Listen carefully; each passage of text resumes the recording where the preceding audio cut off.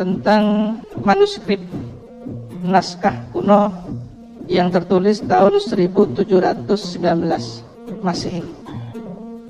Manuskrip ini adalah tentang jejaring ulama di Nusantara. Jadi ada jejaring yang di situ dibagi per zona.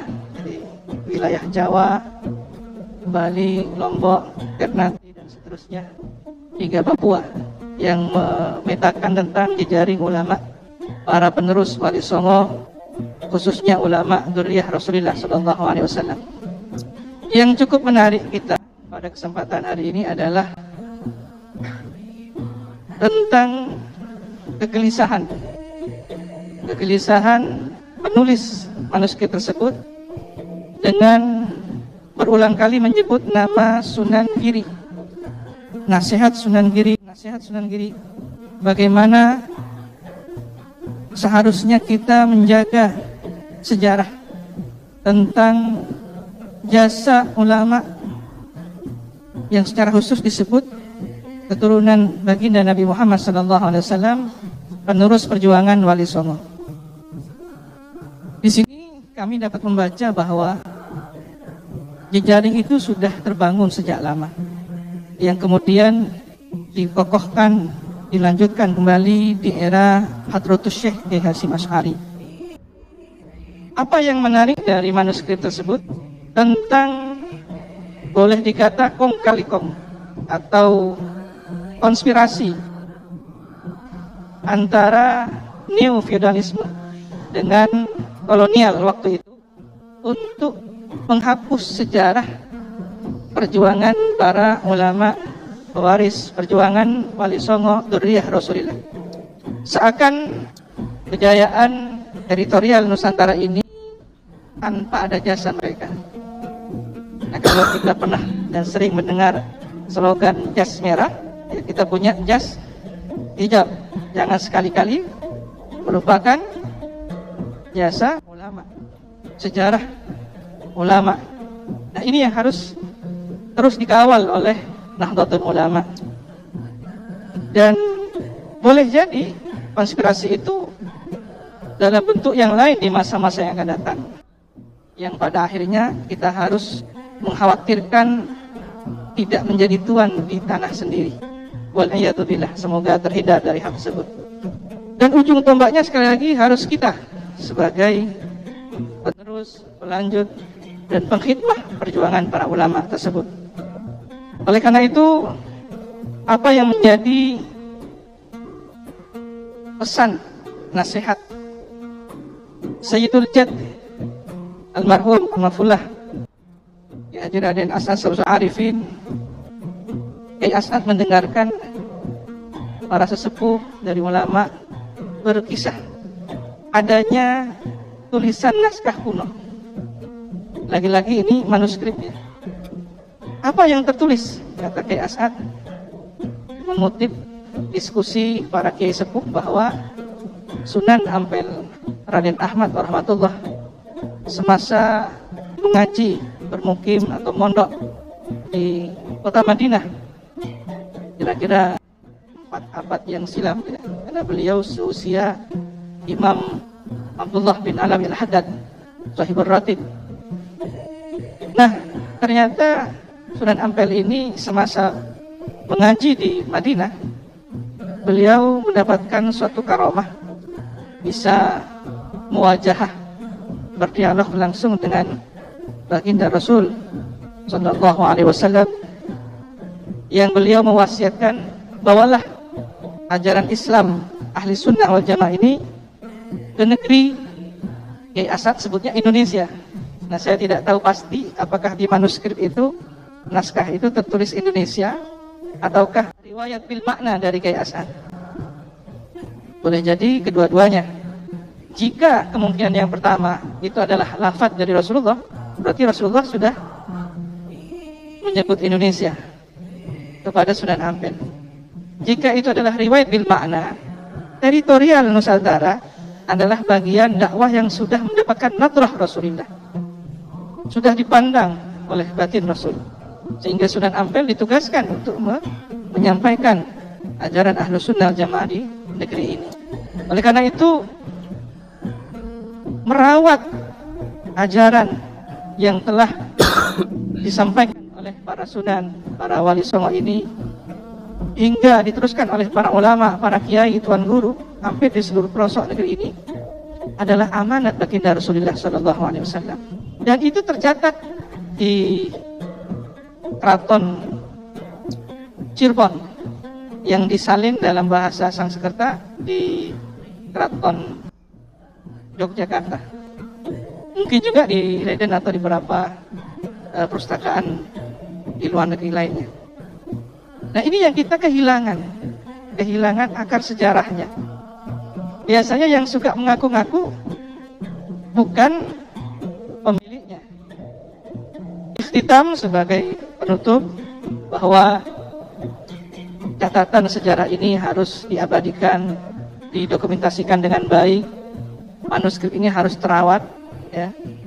Dan di Indonesia masih sedikit tokoh pakar manuskrip, masih sedikit yang serius membidangi tentang persoalan naskah-naskah kuno ini.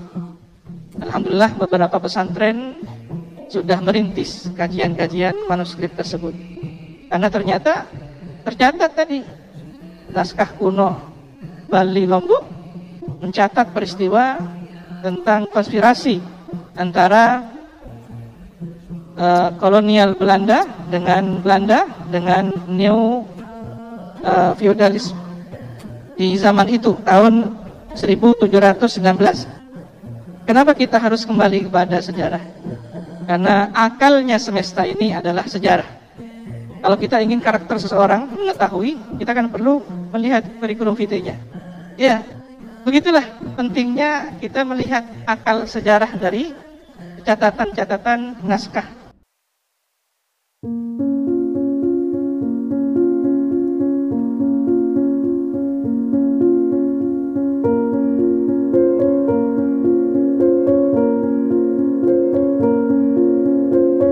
Assalamualaikum warahmatullahi wabarakatuh. Alhamdulillah wa syukrulillah nahmaduhu wa nasta'inuhu wa nastaghfiruhu min syururi anfusina wa min sayyiati a'malina wa min nazahati syaitani wa tauhimi.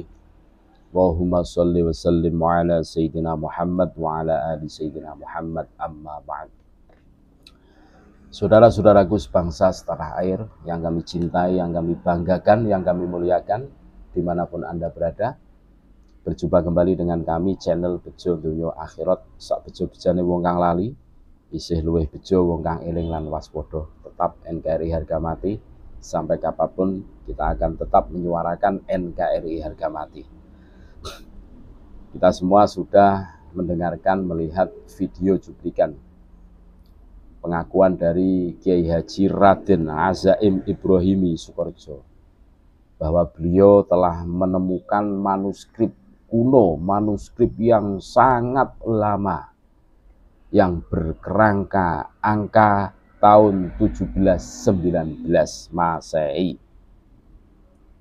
Yang begitu mengejutkan dari pengakuan beliau, isi dari manuskrip kuno yang berkerangka 1719 Masehi tersebut, ternyata di situ ada poin-poin seumpama kita cocokkan dengan fenomena yang terjadi saat ini ada kemiripan, ada kesamaan, entah itu ada kesengajaan atau tidak, tapi ini fakta yang harus betul-betul kita perhatikan. Apa yang disampaikan oleh Kiai Haji Raden Azaim Ibrahimi Sukorejo, bahwa poin-poin itu jauh sebelum adanya polemik nasab, sebelum adanya permasalahan yang terjadi hari ini, ulama-ulama Nusantara, para penyebar Islam di tanah Nusantara sudah memberikan sinyal-sinyal bahwa besok itu akan ada penghapusan sejarah para tokoh-tokoh ulama Nusantara. Penghapusan sejarah itu dari orang-orang yang bekerja sama dengan VOC atau kolonialisme Belanda. Kita semua tentunya tahu dari sejarah-sejarah bangsa kita bahwa Habaib yang berada di Nusantara ini keturunan dari Utsman bin Yahya, yang mana Utsman bin Yahya itu mufti Batavia dan bekerja sama dengan Belanda, dan dipertegas oleh Rumel Abbas bahwa Utsman bin Yahya itu kalau zaman sekarang ini ibarat ASN, kalau tempo dulu PNS, bekerja sama dengan pemerintahan yang sah. Baru kali ini kita mendengarkan bahwa Belanda itu pemerintahan sah, padahal Belanda itu kolonial, penjajah. Kok bisa dikatakan pemerintahan yang sah? Itu dari sudut pandang mana? Indonesia kan belum ada, kata siapa? Nusantara sudah ada kerajaan-kerajaan yang menguasai Nusantara. Majapahit, Mataram, kan gitu. Terus Belanda datang, terus bikin strategi namanya Divide It Empire, adu domba antar kerajaan satu dengan yang lainnya, itu saling adu domba. Terus runtuhlah kerajaan itu. 350 tahun Belanda menjajah Nusantara. Karena taktik strategi adu domba itu, Belanda menguasai Nusantara.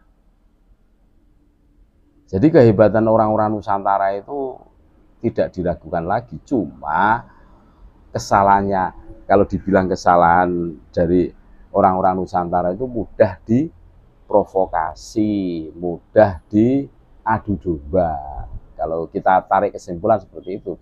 Ya sampai detik ini, hari ini banyak sekali saudara-saudara kita yang terprovokasi oleh doktrin-doktrin, dogma-dogma yang selalu dihembuskan oleh para habaib yang mengaku cucu Nabi. Padahal secara kajian ilmiah dari tesis Kiai Maduddin mereka putus. Terus disuruh tes DNA juga tidak mau. Ngeleyop sana, ngeleyop sini, cari pembenaran sana, pembenaran sini, kan gitu. Dan yang terprovokasi itu adalah saudara-saudara kita, orang-orang pribumi yang main persekusi itu, yang menjalankan persekusi itu. Contoh, ini adalah mereka-mereka yang mukhibik, mendatangi terus beras-beras, kan seperti itu tuh. Terus yang menyuruh itu tidur di rumah bersama anak istrinya, kan gitu tuh.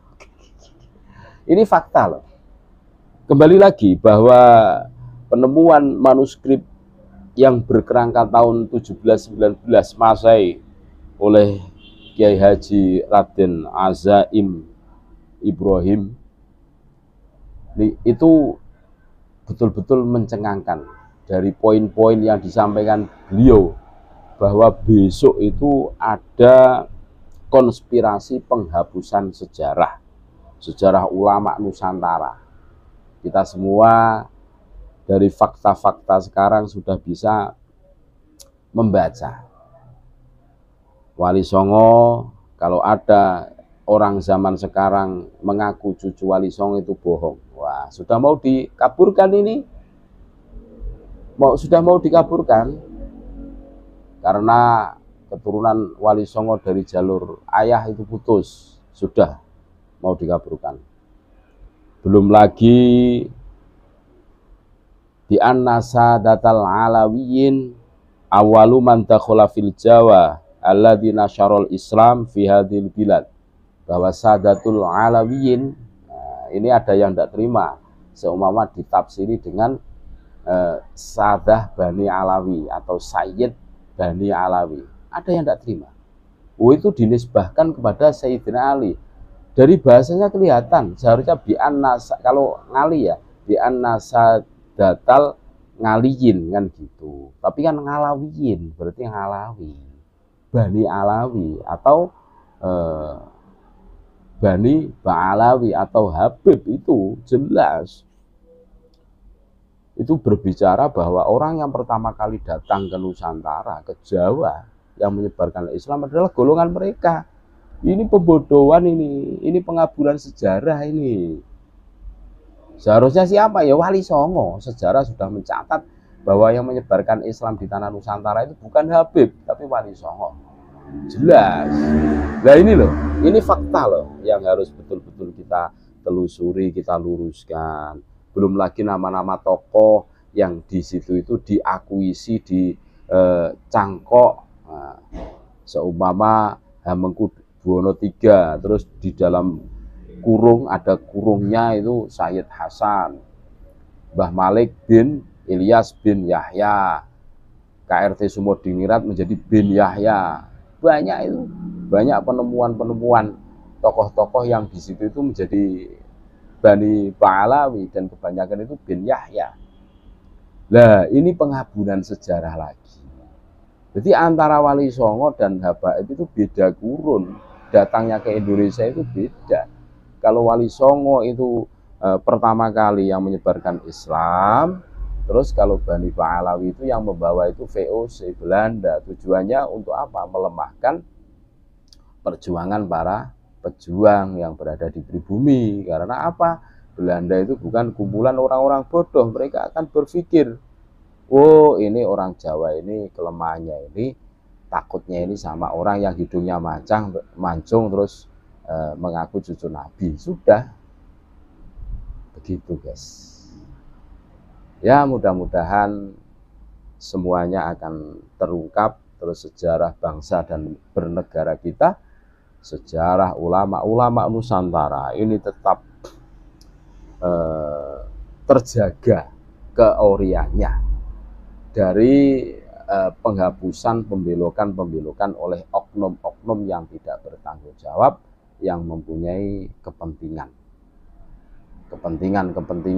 yang wallahu alam, tapi yang jelas mau menguasai Nusantara yang jelas ini. Terima kasih, tetap NKRI harga mati. Assalamualaikum warahmatullahi wabarakatuh.